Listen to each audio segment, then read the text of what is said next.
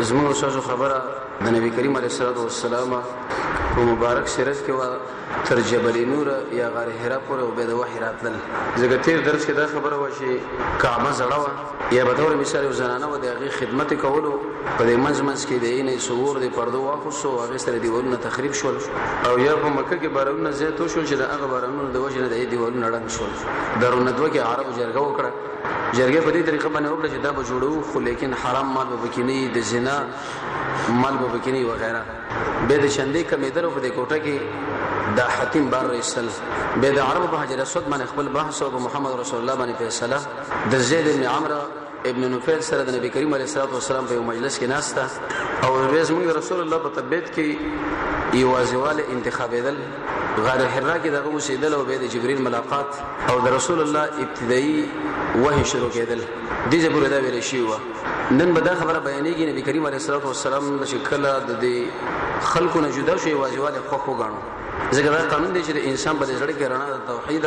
او د الله د بندګۍ شروع شي هغه به د خلکو سره د ناس دومره خوخه نه غني هغه به یوازې ځکه الله رب العزت یې دی او د عبادت او د سره تعلق زموږ د نبی په طبيعت کې الله دا خبره واښوله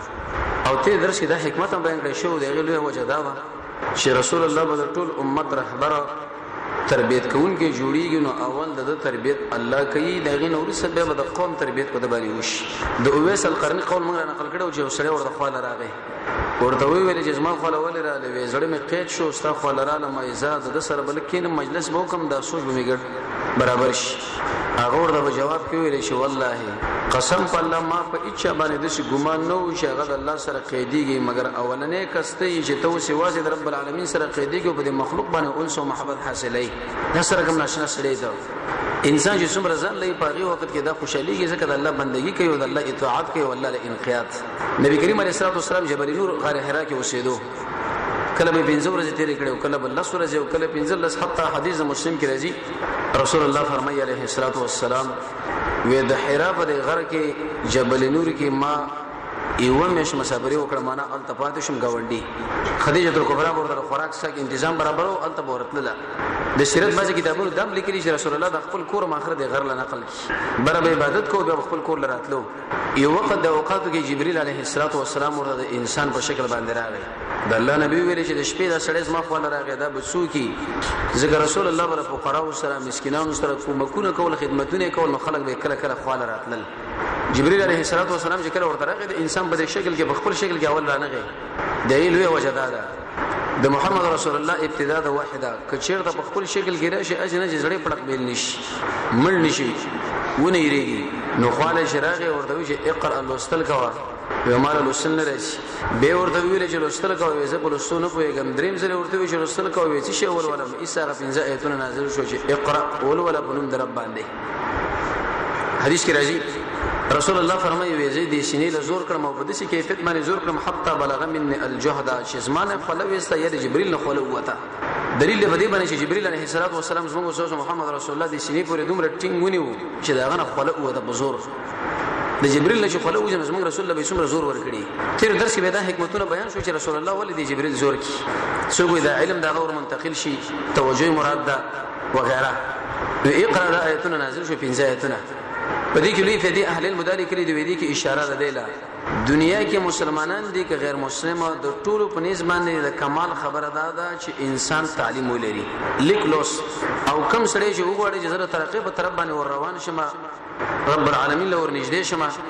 د الله وقار او د قدر زما په دې ځړ کې ځېونی شي هغه په دې باندې چې اول لیکلوس وکي او به د قران او سنت مطالعه وکي او د صحابه او د سیرت نو به بد الله عظمت د په دې ځړ کې را دنه نشي د اتفاقی فیصله ده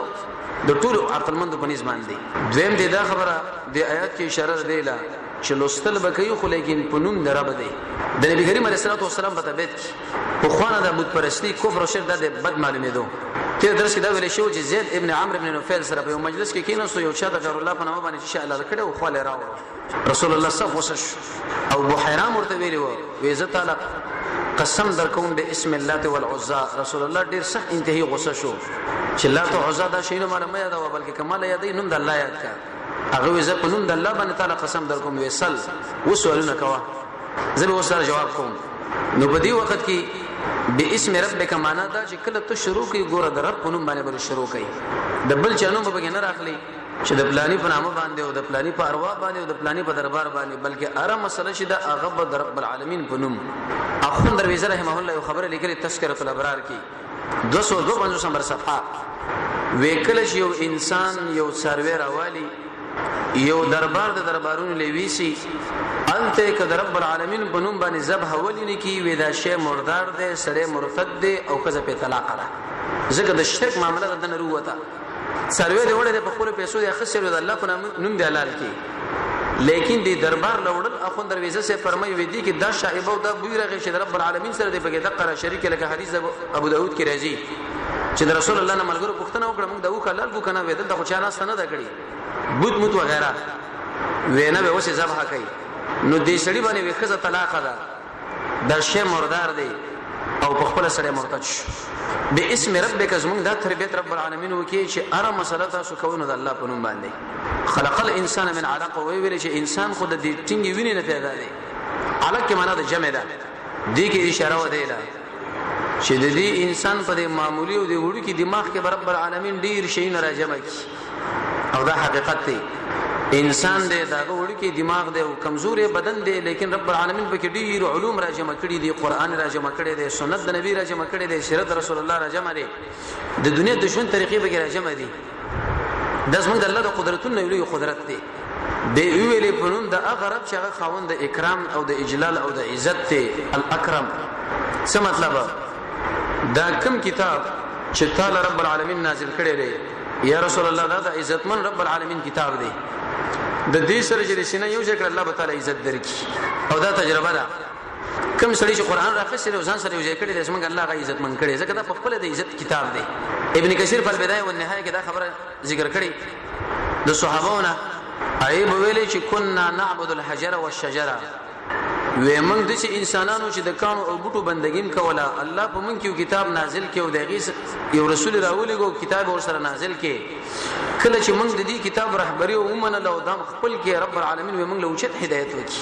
یوازې موږ توجه رب العالمین په طرف باندې ووخته. سیدنا عمر بن الخطاب اغلشه هغه دا خبره کړې ده وې رب العالمین موږ له دین د اسلام قران او سنت باندې اکرام او عزت را کړې ده وې کچرته د الله نه سوا موږ بل شي کې د خپل عزت او کامیابی ولټول هغه وخت کې الله موږ ذلیل او رسوا کی. الاکرم خوند اکرام دی او به پیدا قلم پیدا کړی دی خودري ورته کړی په قلم باندې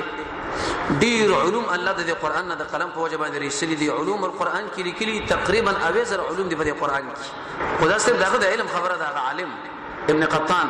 اصلي مسله دا رسول الله فرمایي دا د کتاب دی چې اهل علم ته مړیږي نه په ډیرو ویلو باندې زړیږي نه او کدا ټول دریابونه چرترنګ شي او دا ټول ونی قلمونه شي او د دې قران حکمتونه لیکه دا به ارس ختم شي لیکن دا قران به مقشن پات زمونږ الله قلم پیدا کړي او اول پیدا کړي دغه مخکې به ډیر شي نه پیدا شي ورته وی چې لیکلو کوي څه بس خبره شروع شو دا ویل کدا دا حدیث مشکات کې تفصیل ټول راغلي دي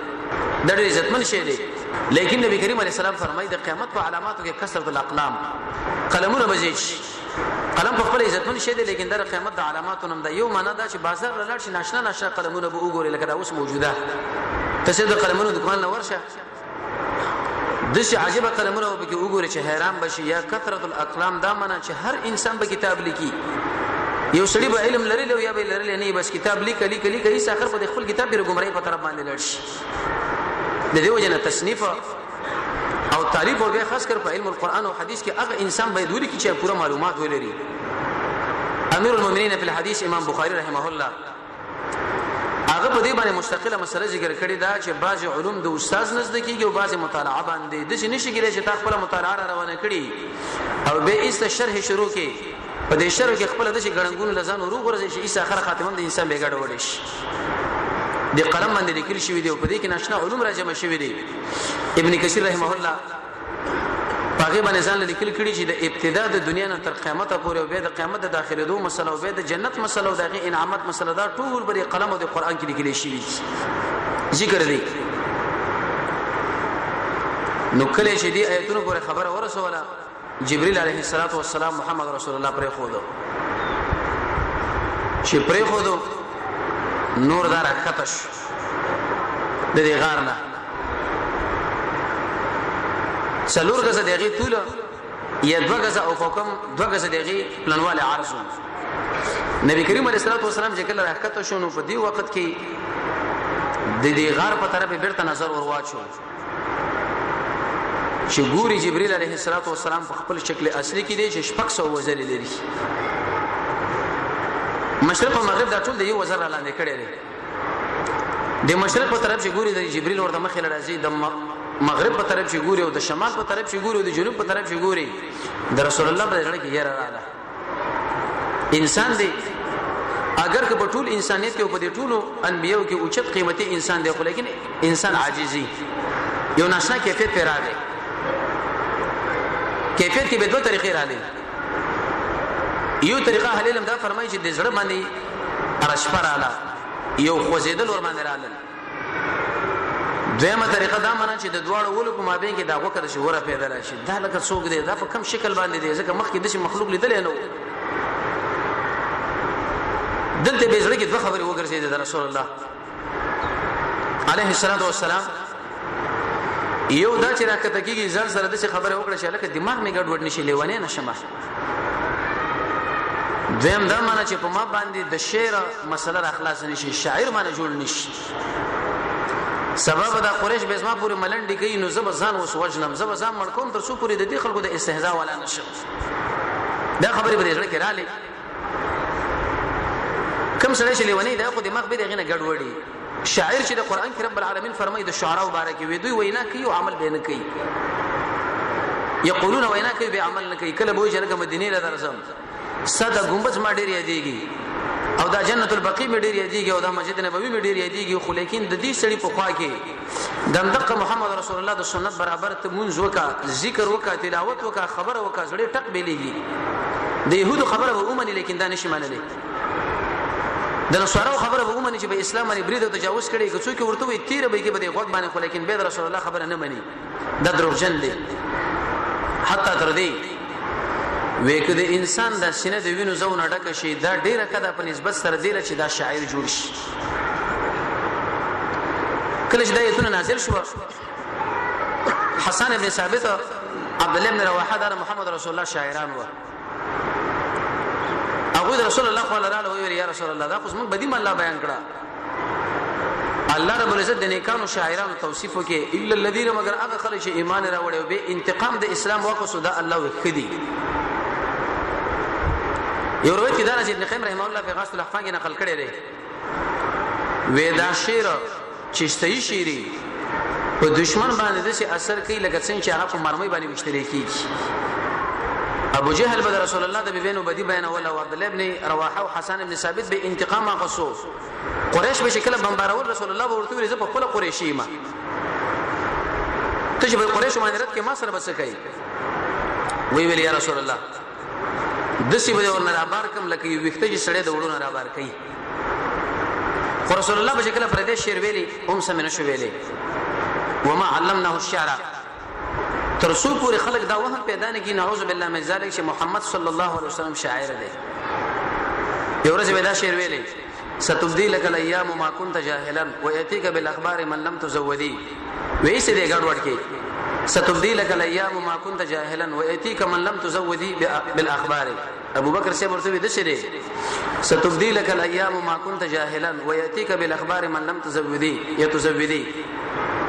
او خو شیرونه صحابه ویلي دي حسن بن ثابت بویلي كالشمس في كبد السماء وزوها يخشى البلاد مشارقا ومغاربا ما احسن منك لم تر قط عيني ما اجمل منك لم تلد النساء خلقت مبرئا من كل عيب كانك قد خلقت كما تشاء يا كلب ذاويل وفينا رسول الله يتلو كتابه اذا انشق معروفه من الفجر ساطع ارانا الهدى بعد العمى فقلوبنا به موقنه ان ما قال واقع يبيت يجافي جنبه عن فراشه اذا استثقلت بالمشركين المزاج ده رسول الله توصيف بيكو ابو لهب مرد الشعر ویلو والله لن يصلوا اليك بجمعهم حتى اوصل في التراب دفينا فاصدع بامرك ما عليك غزازه وابشر بذاك وقر منك عيونا ودعوتني وزعمت انك ناسه فلقد صدقت وكنت ثم امينا وعرست دينا لا محاله انه من خير اديان البريه دينا لولا الملامه او حزار مثبت لوجدتني سمحا بذاك مبينا ورسول الله صلى الله عليه وسلم سوچ پیدا شو چې اسنه په ما باندې د شیر ملکره جاری نشي او یا می دماغ ګډ وډ نشي ځان وژنم ځان مرکم د غره بوخه چې میسه ځان لو غرزم لیکن جبريل ولیدو بر هوا کې ولاړ دی د خپې اوګدي دی په دې کیفیت باندې لکه سړی چې کرسي کې ناشي وی ویل یا محمد انك رسول الله اے نبی ته د الله رسول و انا جبريل نبی کریم علیه السلام چې کله جبريل ولدونه ایسه دماغ دې خبر لور وخت هغه خبر به لاړه په دې مزمز کې لګ نه وختش خدیجه الکبرى څخه غلامان راولګل چې تاسو لار شي جبل نور الله او د رسول الله په مکه کې یو کور دی وګورئ چې ما خاون چرته لاړ په کوم خوا وې داخله چې دل ترانو رسول الله کور لراغه ورته وی ویلې ولې دنا وخت کې بس دې ورته وی ویلې چې زملونی پټ مې کې پټه د رسول الله په زړه باندې یو اخلي رانه وتا چې کله پټ کې شړې مړې وغیرہ ور باندې واچولا همدا आवाज کوي چې زملونی دلته به ذهن لدا سوال لري چې رسول الله نو خلت روانه ده دغه مناسب ده چې غسل وکي ولم بده پټيږي ولې قانون دا دی چې انسان باندې کله یې رااله هغه که سخته ګرمي ولې نه نو دا به یو ځکه ځان پټي برسن به ځان باندې راځي چې یو ځکه قید شمه وی چې کله دی زنانه ور باندې دا شړې وغیرہ ور واچولا حتی ذهبا تر دې پوری چې رسول الله نه یې رااله شیره ته لاړه او چې شلو خدیجه له ویلې ته خبره نه وینا وېد شي ناشنا کیفیت راغی بر لاړم یو سړی راغی او زه غي کې ونی ولم حتی بلغ من الجهد خلاص منه وستاد د ما ته ویل چې اقرا او دا پنځه ایتونه مال ویلې به چې راکته شم د شکل لمه چې کاته شپږ سو وزر لري دا ټول مشرق او مغرب هم باندې کړو او والله لقد خشيت زما د رب العالمین باندې قسم چې زه ویریدم علی نفسي بخفل ځان دې په خبره وکړه نو رسول الله ودرېدو دا په خپل ځمانه ولي ویریدو محدثین دلته به د حدیث سره پنځه معناګانې کوي توجه یو معنا دا چې رسول الله معلومه کړه چې دا خو نبوت دی خو د خپل بیبي خدیجه له وسدا خبره دماغو کې ورشوي چې ګوره زد الله د خوانه رسول مقرریږه ما په ما باندې به ایمان راوړي انکار ونه کی د سینه که زه تعالی ما چې زد الله د خوانه نبی مقرریږه مو ته شیطان وسوسه درواچي نو به بتلوي تاوان سره مخامخ شي والله قسم بالله لقد خشيت على نفسي زب خپل زمانه ویری د معنا دا که تاسو ما انکار وکړو ګورسم به برباد کی د حکمت په طریقه باندې خدیجه الکبرى له دعوت ورکړي پوره مسله بیان کړه مداهنت مونږ کې په دې طریقه باندې ځان ورور سوچي جنجالم جوړ نشو عبد الله بن عباس فرمایي وې د انسان په دې ځړ کې د سینې کې د دې ځړ سره ابلیس ګونډه ماتې کړې دي اذا ذکر الله چې کله یو سړی رب العالمین رایت کې نو دار ورسته شي او چې کله یو سړی د الله د ذکر نه غافل شونه ایسته خورته مرونه کې د ځړ له یو ټک ورکی وسوسه ورچوي او د وسوسونو د بچ کېدو علاج مخکې ویل شی لا اله الا الله ویل د سوره حدید ابتدایي آیتونه ویل امنت بالله ویل لا حول ولا قوه اعوذ بالله ویل او چپ طرف د درې کرت لاړې تو کول دا دعوت خدیجه لور کې یا والله لقد خشيت على نفسي دا معنی ايه وېزه په خپل ځان باندې وېریدم چې په ما باندې د شیر ملکه جاری نشي یزلې ونی نشم د شي ناشنا مخلوق ما مال رااله سبب دا قریش ما پوری به ملند کې خان دی با یا زه وېریدم په دې باندې سبا که چرته جبريل زما خو راځي او به ما غي کې نشي دومره زور مال راکې زما خو بزړه پړق بیر شي ذکر رسول الله نه دومره غاړه خسته او دومره زور ورکړو چې خلته وېسا یا په دې باندې چې ریګم چې د ټول امت رهبر به جوړېږم دا خو ډیره ګرانه خبره ده چې د امت تربیت دی وکم دا مشر ډیر ګران شی دی د دې وجنه لا تحزن په نامه باندې کتاب دیږي کې لیکلي دی یو بلار دی او بچی له وصیت کوي ويا بني لا تكن رأسا فإن الرأس مجمع الأوجاع ایز ما بچیا ویسا ځان سر مو جوړوا ځکه دا سر د ټولو غمونو د ټولو دردونو جنړه ده نبی کریم علیه السلام سره دا سوچ پیدا شو چې د ټول قوم سره خبر شمه دا ډیره ګرانه خبره ده د دې تربیت پسند کوم د الله نبی څخه ویل چې تاسو د امارت او رسواس مسله مکوئ کچا مشری درکړه بیواله الله دې کومک کوي دین کې وسبا مشر شه مو به د خلکو تربیت زما په دې غاړه باندې شي دا ډیره ګرانه تمامېږي او مخ یو درس کې ویل شو چې انسان په دین کې کله مشر جوړیږي په عمل صالحه د ګنا نه په ځان ساتلو د غفلت نه په ځان ساتلو په صبر باندې یقین باندې د الله د انعاماتو شکریا دا خبره ورته وکړه خدیجه چې کله د محمد رسول الله خبره واورېدې ډېر وکړه زنانه ده کله باندې زنانه د انسان هغه ډېر کمالي زنانه انسان له پوره تسلی ورکوي او خاص کر په باب د دعوت او کله انسان له بعضي زنانه ته جوړ شي چې هغه درد سر جوړ شي ټول دعوت ته ګډوډ شي خدیجه ورته سوي ویلې شي رب العالمین ته نشر مې زکا ته شي سله رحمي قائمه حدیث بخاری کې راځي خپل ولی کوي او دا قانون دی چې کله انسان نیک اعمال کوي د دې انسان سره زموږ رب العالمین کومک کوي د رب العالمین کومک ګوره پاشخاص باندې نه تړل شي چې پلانې سه د پلانې د الله کومک بده سره یو د سره بنې نه خدیجه دې اشاره وکړه تاکي اعمال دي او قانون دا دی چې د رب العالمین ملګرتوب هغه د عمل پورې تړل شوی کما کې یو عمل او د الله رضای الله ور باندې خوکیږي الله بس ما سره کومک کوي خو کداغه عمل زمانه چرته فوش زمانه شخصیت سره د الله کومک به نه به سره بل چا سره وکی چې رحمی کوي ته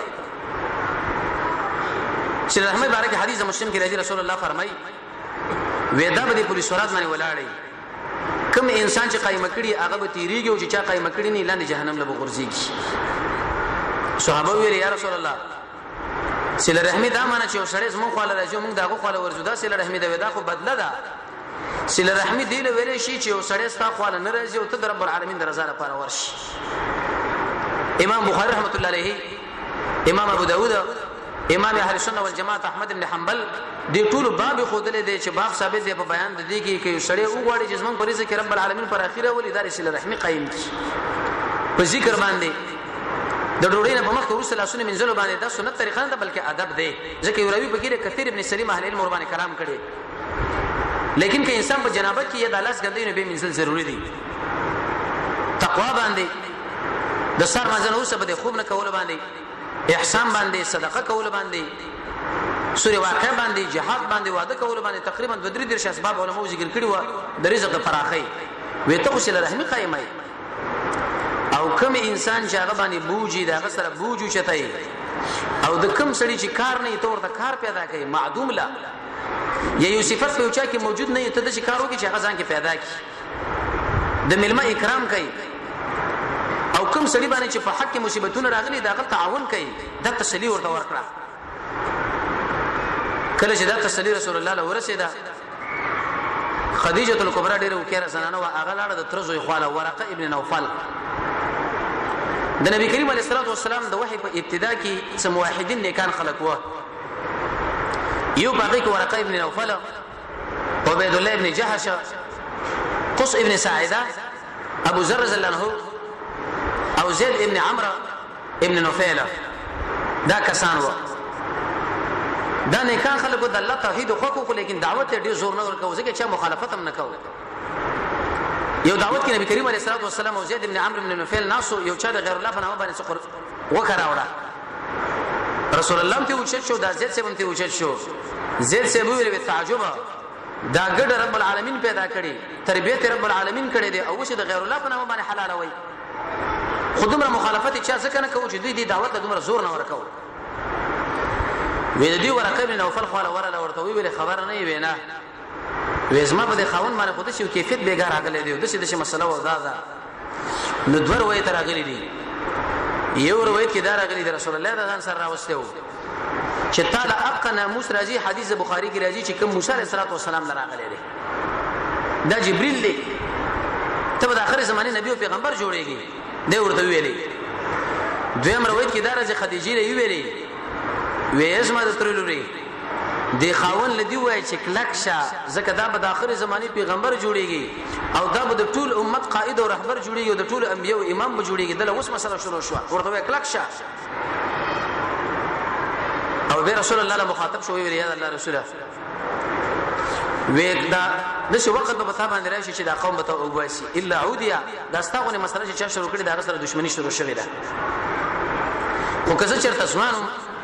او زما په دې بدن کې چرته طاقت وي زبستا کومه کوم نبی کریم علیه الصلاه والسلام دی ورقه ویلې ولې دا قوم مو باسي و دې خلکو زما وقار دوی په دې ځل کې لري زما ډېر خدمتونه کوي زه ډېر امین ګڼلې ما صادق ګڼلې زما ډېر احترام ساتي و یاد ساته چا چې دا خبره شروع کړې ده چې لا اله الا الله اے خلکو نشته حقدار د بندګۍ سوا د رب العالمین نه وې دا قوم دغه په مقابل کې راځي شوی دی ایسه د علاقې نه شړلې دي الا عودي دغه سره دښمنی شوی ده د پیغمبر لوی چې ګوره بیدار به اوسېږي په دې لاره کې به تا باندې هجرت راځي او قسمه قسم مسله به راځي نو دیجه پوری دا خبره ورته رااله چې دا خبره ورته شروع شو چې د شي مسله به کیږي او دا خلک به ته د دې ځین او باسي او به بدر باندې تکلیفونه راځي نو نبی کریم علیه الصلاه والسلام دماغ کې دا خبره ځان سره واخصه چې دا خوراله او دا خلک وزما دا مسله شروع کوي په دې منځ کې ورقه ابن نوفل وفات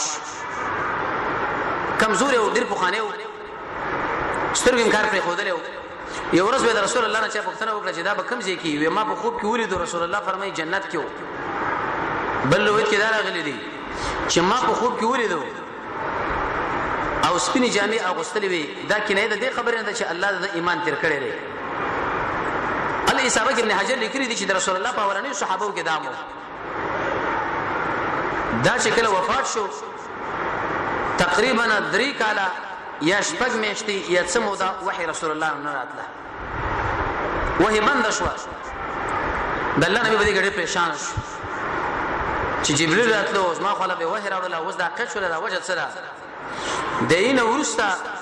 رب العالمین به وحي شروع کړو د آیتونه نازل شو د سوره مدثره یا ایها المدثر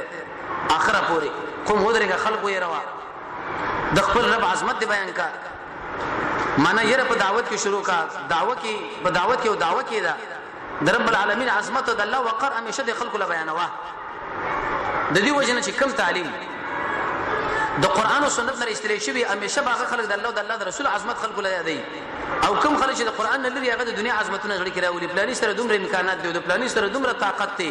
او پلاني سره دومره فوج دی او دا مسله دا سوره مدثر کې رب العالمین ویل چې ما عظمت خلق له غړي کې وردان نه کې چې زمونږ الله ګوره دومره لوی دی زمونږ الله د اسمانونو پیدا کړی دی او د عرش پیدا کړی دی او کرسي پیدا کړی دی او جبريل پیدا کړی دی او دا دومره لوی الله دی او د مخلوقات پیدا کړی دی او جنت او جهنم دی تر څو پورې داخله د الله نه بده غړي کې وېری ودا مسله د خلق له وکا او خپل جامه دې پاکه کا جامه چې کله پاکه کړه معنا دا چې غلط کارونه په جامعه کې مکوا یا صفه جامع اغوندا کله چې دا دعوت کې ګورتاله په دې کې تکلیف رسیږي نو فصبر ته صبر کوي صبر په تکلیف باندې وکړي رسول الله او چې صابر انسانو په مشکله عبادت باندې به کوي رسول الله به دومره صبر کول چې د خپل مبارک به اوپر شي دي او د ګناهونو به ځان ساتي د ګناه نه سره به کله ځان ساتل شي یو دا چې د انسان په ځړ کې د ګناه هغه اضرار پریوزي چې لکه بده کې دغه نقصان نه دي لکه به یو بد نظری کې سل نقصان نه انسان لرسيږي دیم رب العالمین نه سړی حیا وکي او دریم د الله رب عزت یې په دې ځړ کې سړی راولي څلورم رب العالمین محبت او پنځم د نعمت قدر چې سبب د قیامت د ګناه د وجنه الله زمانه اخلي شپږم د خپل بدن باندې شفقت وکي و علم د قران او سنت او سړی ځان سره خپل کې د ګناه نه ساتي اتم واړو امیدونه ولري نه هم به زی قرانونه نه کوي ورسمه قوي ایمان